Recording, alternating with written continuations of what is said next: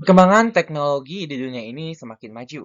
Begitu pula dengan penerapan teknologi di dunia pertanian yang seiring berjalannya dengan masa tentu akan mengalami kemajuan yang signifikan. Perkenalkan, saya Raffi Hermansyah dengan NPM 2251040 dari kelas B Pengantar Bioteknologi. Kali ini saya akan menyampaikan studi kasus mengenai transformasi genetik tanaman kentang atau Solanum tuberosum L dengan gen ACPB menggunakan vektor Agrobacterium tumefaciens. Yang pertama, mungkin di sini saya akan menjelaskan terkait tentang identitas jurnal yang saya pilih, di mana jurnal ini ditulis oleh Darwin Silalahi dan kawan-kawan, yang terbit pada tahun 2021 di Agrotrop, Journal on Agriculture Science, halaman 63 sampai 75. Sebelumnya, sebenarnya apa sih bioteknologi itu? Oke, jadi istilah bioteknologi pertama kali digunakan oleh insinyur dari Hungaria yang bernama Kurt Erecki pada tahun 1919. Bioteknologi adalah gabungan dua kata, yakni biologi dan juga teknologi. Sehingga dapat kita artikan sebagai ilmu dan teknologi terapan yang memanfaatkan makhluk hidup untuk memproduksi barang atau jasa yang dapat dimanfaatkan oleh manusia. Selanjutnya, apa itu transformasi genetik? Jadi, transformasi genetik adalah proses di mana material genetik dari satu organisme dimasukkan ke dalam organisme lain, sehingga menyebabkan perubahan permanen pada sifat-sifat genetik organisme yang menerimanya. Nah, transformasi ini dapat terjadi secara alami ataupun melalui metode yang dikendalikan di laboratorium. Selanjutnya, di dalam bioteknologi juga terdapat yang namanya kultur jaringan.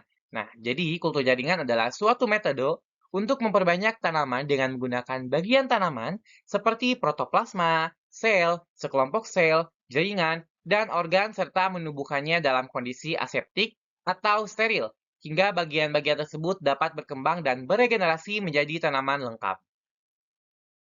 Selanjutnya, karena dalam jurnal ini menggunakan Agrobacterium tumefaciens, kita wajib berkenalan dulu nih dengan apa itu Agrobacterium tumefaciens. Jadi, Agrobacterium tumefaciens merupakan bakteri patogen yang banyak digunakan untuk memasukkan gen asing ke dalam sel tanaman untuk menghasilkan suatu tanaman transgenik. Jadi, Agrobacterium tumefaciens ini merupakan bakteri yang sering digunakan gitu untuk eh, di dalam bioteknologi pertanian, terutama pada transformasi genetik. Nah, selanjutnya, apa itu gen ACPB? Jadi, gen ACPB merupakan gen virulen kromosom baru yang dimana dalam penelitian homologinya mengungkapkan bahwa homologen ACPB berfungsi dalam Agrobacterium tumefaciens dan tidak ditemukan dalam bakteri lainnya. Jadi, sifatnya itu hanya khusus terdapat pada Agrobacterium tumefaciens. Nah, Agrobacterium tumefaciens ini mampu mentransfer DNA ke dalam sel tanaman. Nah, jadi metode yang digunakan dalam penelitian kali ini yang pertama yaitu adalah isolasi gen ACPB, di mana langkah pertama dalam teknologi ini adalah isolasi gen ACPB. Gen ACPB merupakan gen virulen yang terdapat pada Agrobacterium tumefaciens. Gen ini memiliki peran penting dalam proses transfer DNA ke dalam sel tanaman. Isolasi gen ACPB dilakukan untuk digunakan sebagai indikator dalam transformasi genetik pada tanaman kentang kali ini.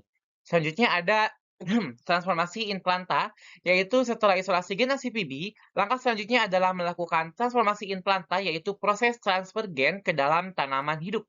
Dalam konteks penelitian ini, gen ACPB diintegrasikan ke dalam genom tanaman kentang melalui perantara dari Agrobacterium tumefaciens. Nah, proses transformasi genetik ini bertujuan untuk menciptakan tanaman transgenik yang memiliki sifat-sifat yang diinginkan. Lalu ada memproduksi tanaman transgenik. Tujuan akhir dari teknologi bioteknologi yang digunakan dalam jurnal ini adalah untuk menghasilkan tanaman kentang transgenik. Tanaman transgenik ini memiliki gen ACPB yang telah diintegrasikan ke dalam genomnya. Nah, produksi tanaman transgenik melalui teknologi bioteknologi memungkinkan pengembangan varietas tanaman yang lebih unggul dalam hal produktivitas, ketahanan terhadap penyakit, atau sifat-sifat lain yang diinginkan. Lalu yang terakhir menggunakan metode analisis genetik PCR.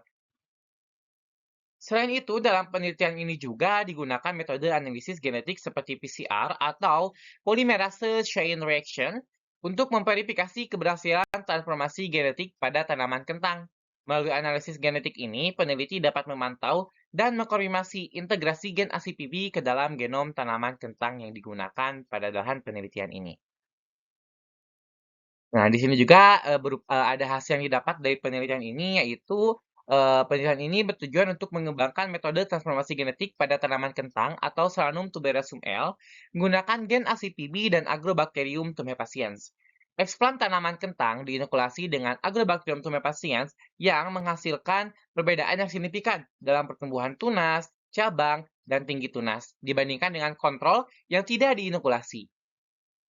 Data ekspresi menunjukkan bahwa sebagian jaringan eksplan terinfeksi Agrobacterium tumefaciens menunjukkan bahwa gen telah berhasil masuk ke dalam sel tanaman. Visualisasi DNA bakteri dilakukan melalui elektroforesis gel agarose. Nah, hasil menunjukkan potensi aplikasi transformasi genetik dalam meningkatkan pertumbuhan tanaman kentang. Penelitian ini juga dilakukan dengan dua perlakuan, yaitu yang pertama ada expand yang tidak diinokulasikan dengan Agrobacterium tumefaciens atau dengan kontrol, dan juga yang kedua adalah expand yang diinokulasikan dengan Agrobacterium tumefaciens. Masing-masing menggunakan dua expand tiap perlakuan, berarti totalnya ada 4 expand. Nah, expand tersebut tuh menghasilkan jumlah tunas, jumlah cabang, dan tinggi tunas yang berbeda juga. Pertumbuhan tunas eksplan A tidak memunculkan tunas dengan baik pada 9 hari setelah tanam. Pada eksplan B sudah memunculkan tunas pada eksplan. Pertumbuhan eksplan C terlihat pertumbuhan yang baik dikarenakan sudah memunculkan 3 tunas baru. Sedangkan eksplan D terlihat bahwa 4 tunas sudah tumbuh dengan baik. Nah, pengaplikasian transformasi genetik dengan menggunakan metode oles, yaitu dengan mengolesi satu koloni Agrobacterium tumefaciens yang membawa gen ACPB yang sudah diintegrasikan ke eksplan tanaman kentang. Selanjutnya dilakukan pengamatan pada tanaman kultur in vitro.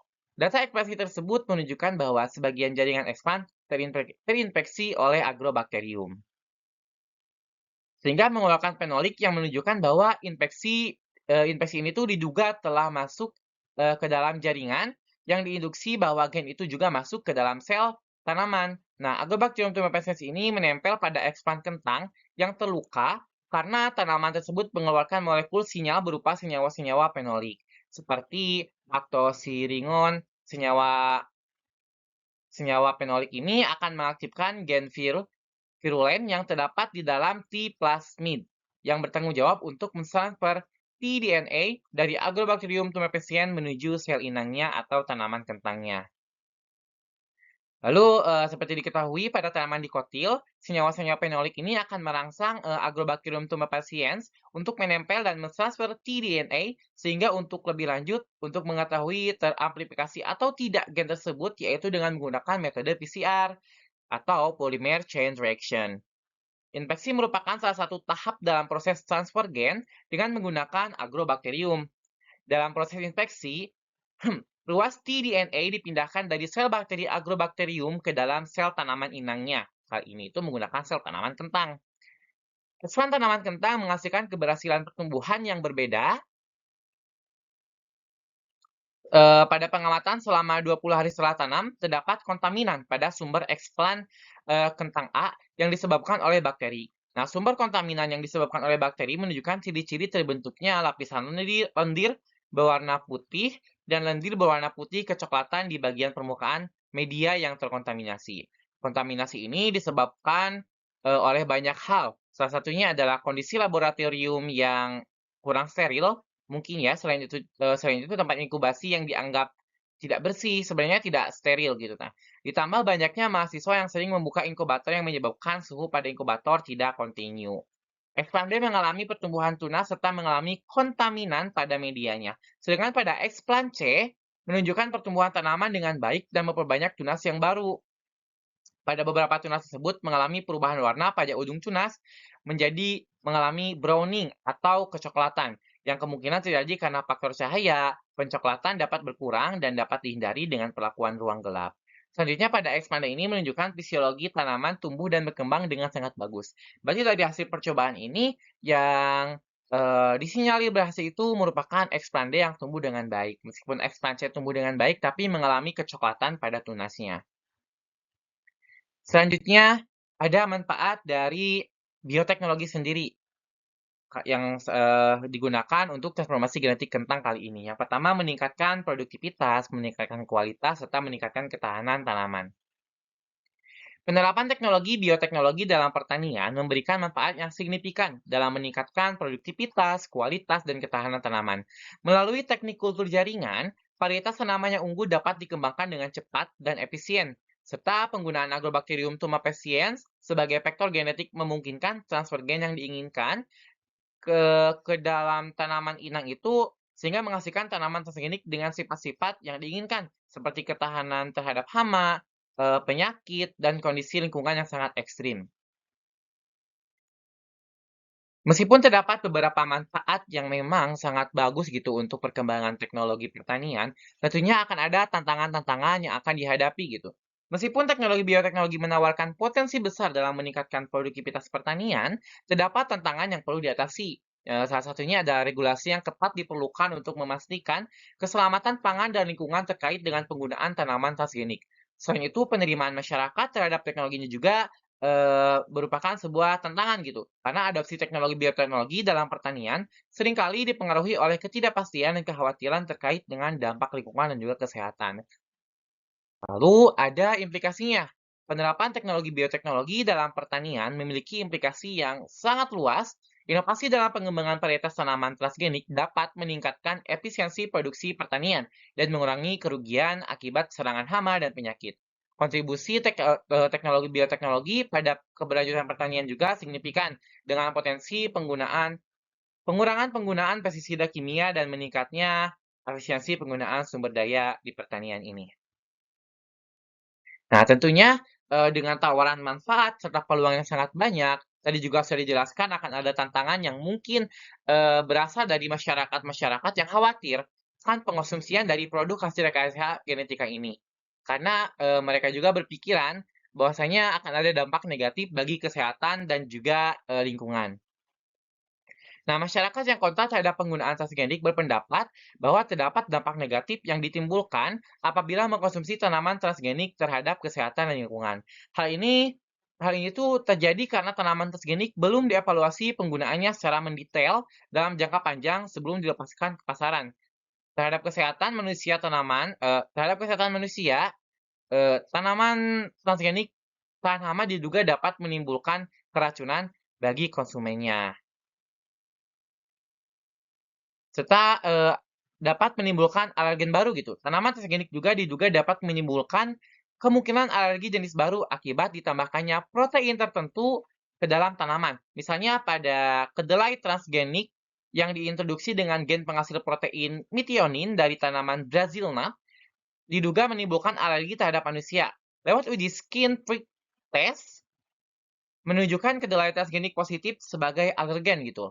Bantahan kedelai transgenik bertindak sebagai alergen adalah karena alergen memiliki sifat stabil dan membutuhkan waktu yang lama untuk terurai dalam sistem pencernaan. Sedangkan protein bersifat tidak stabil dan mudah terurai oleh panas pada suhu lebih dari 65 derajat Celcius, yang jika dipanaskan tidak berfungsi lagi. Sehingga protein kedelai yang telah mengalami proses pemanasan tidak bertindak sebagai alergen jenis baru gitu.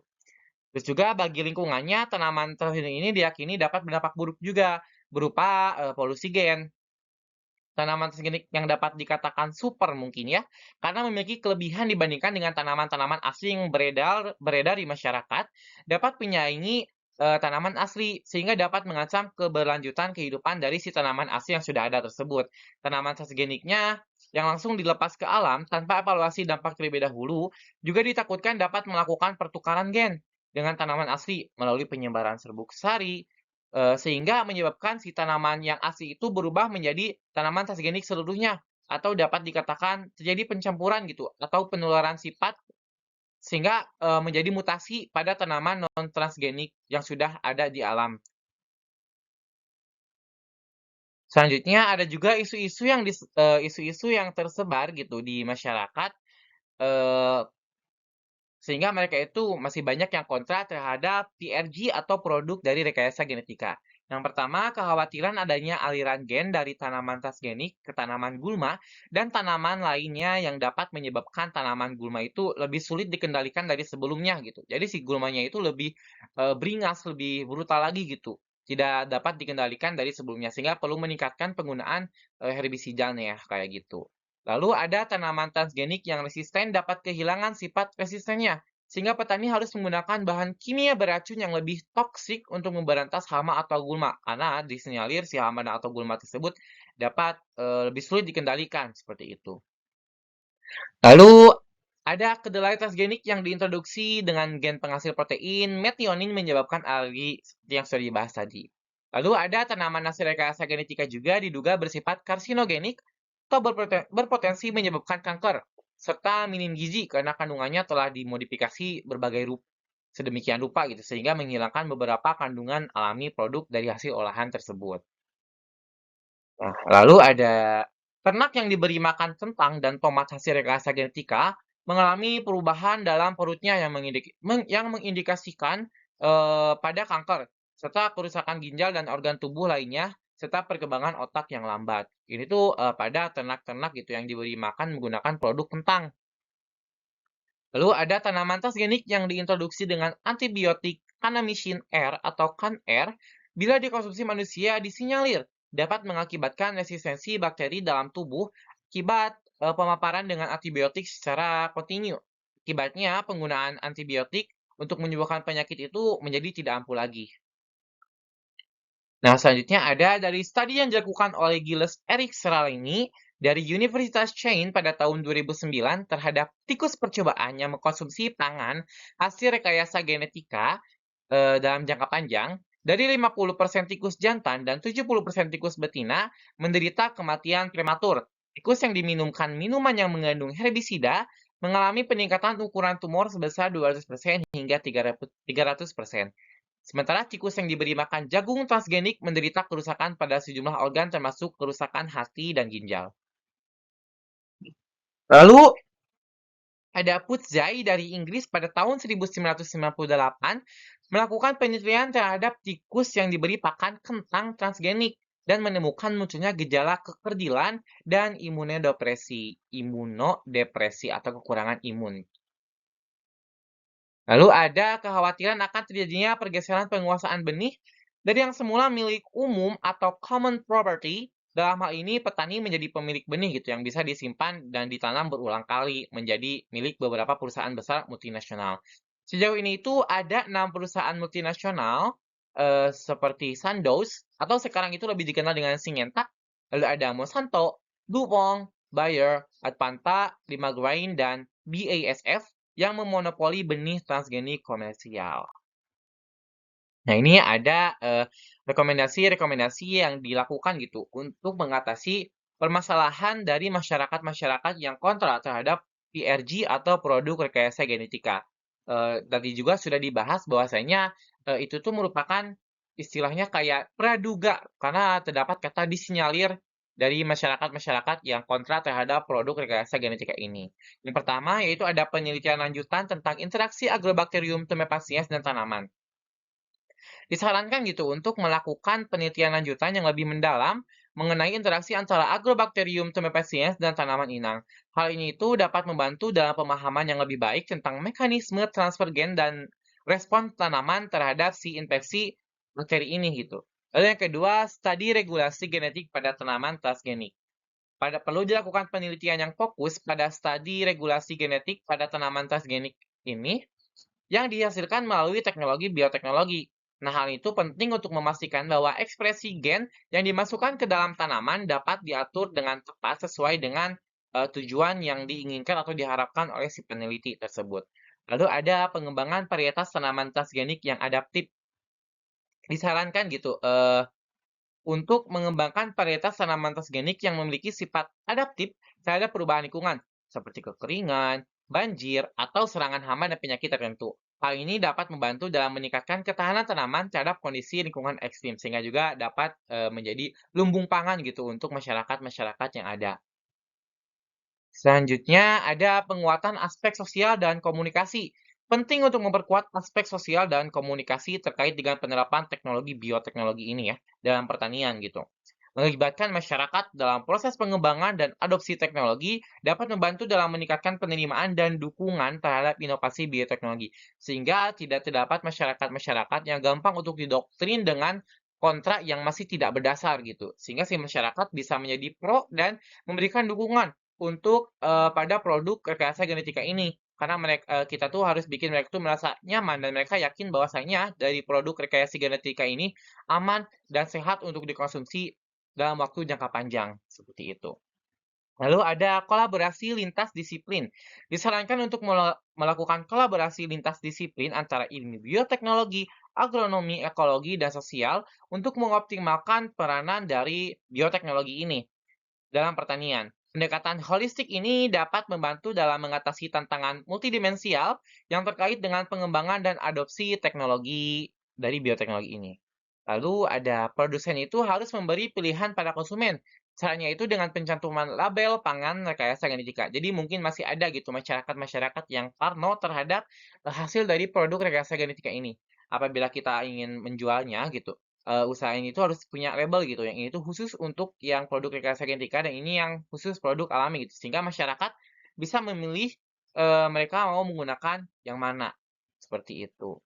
Lalu yang terakhir, adanya perlu disebarkan berbagai informasi yang seimbang ke masyarakat dalam rangka membentuk opini yang positif terhadap produk transgenik. Jadi, kita tuh harus memberikan informasi kepada masyarakat bahwasanya produk dari PRG ini tuh aman untuk dikonsumsi dalam jangka panjang gitu ya, tidak menghasilkan kanker atau tumor atau yang lainnya. Sehingga, opini masyarakat itu terbentuk menjadi opini yang bagus, opini yang setuju gitu dengan penggunaan PRG ini untuk jangka panjang.